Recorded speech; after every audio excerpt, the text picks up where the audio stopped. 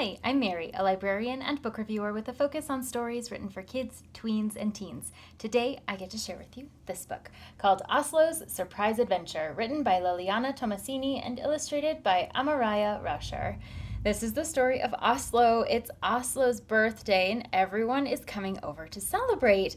And it includes Oslo's two doggy friends. When all of the grown-ups and humans are inside getting ready for the celebration, though, the dogs notice that the gate happens to have been left unlocked, and they decide to go on an adventure to the park.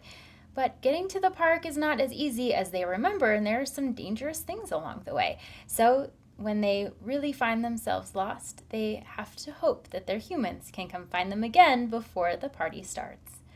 This charming story is a lovely addition to the series of tales by Liliana Tomasini that features the human characters that are in this book, and this one relates to Oslo and the dogs.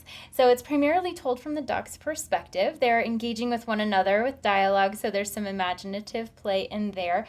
And it has some familiar faces if you've read others in this collection.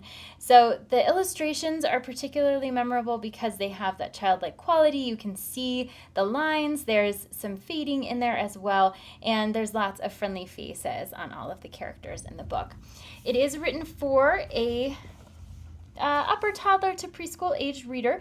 So there's a good amount of dialogue and the storyline really goes well. There's a narrative storyline and plot in there, and it is relatable to readers. So for those who can sit for a longer story, the book has a lot to offer. And then there's also the illustrations that go along with it to help guide young readers as they are engaging with the text, even if they're not reading it on their own.